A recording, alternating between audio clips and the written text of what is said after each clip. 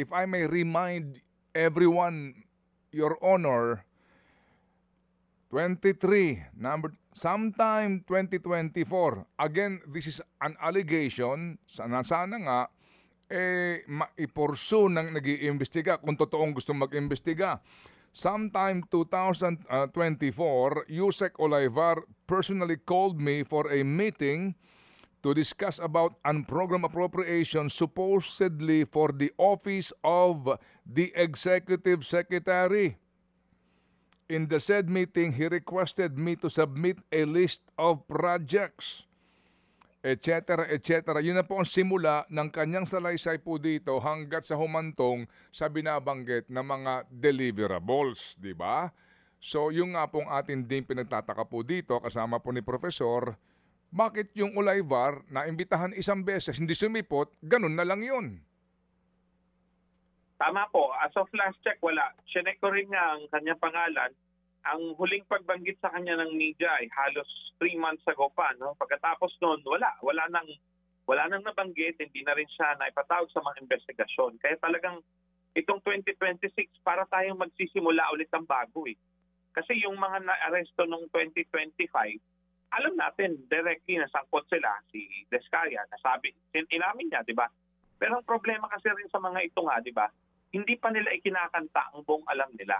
So yun rin ang panawagan natin sa mga na-aresto na at doon sa mga may warrant of arrest na ngayon, o hindi, sumuko na sila sana para mas mabilis ang hustisya. At the same time, sabihin na nila lahat ng alam nila under oath para magkaalaman na sinong mastermind.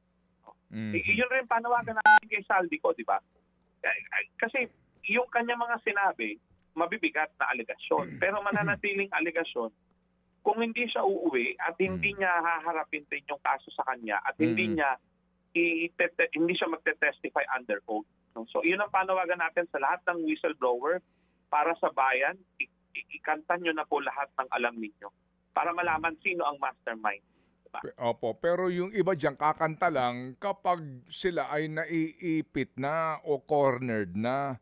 Pero hindi mangyayari ang pagkanta na yan kung hindi nga sila talagang uusigin.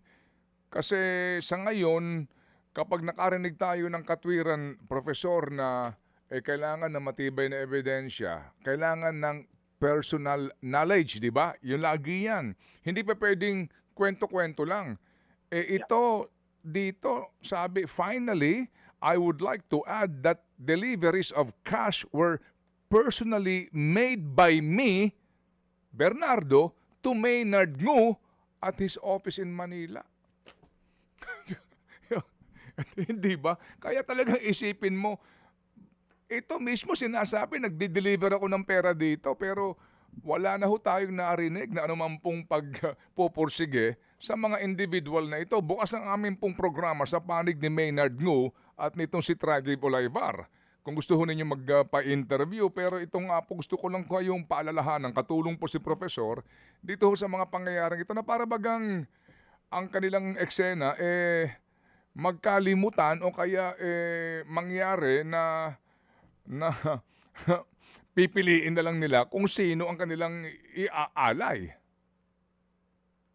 Tama po. Kaya sa atin naman, sa tingin natin, hindi talaga magkakalimutan dito kasi flood control scam. Tapos laging may ulan, laging may baha, bagyo dito sa ating bansa. Talagang malakas ang magiging paalala sa atin sa tuwing may bagyo at baha na nangyari itong korupsyon, ninakaw yung perang dapat sa flood control. Kaya sa mga kababayan natin, tuloy-tuloy natin pag-usapan po ito.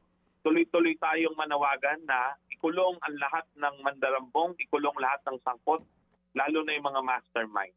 Mga kapatid, brothers and sisters, saan ka pa? Dito na tayo sa totoo.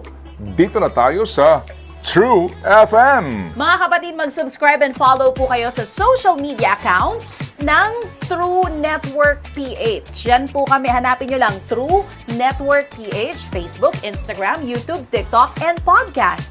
Mapa Apple or Spotify man yan, mahahanap nyo kami. Lahat ng mga napapanood at napapakinggan nyo po sa programa, nasa social media accounts namin yan. So, paano mga kapatid? See you sa social media!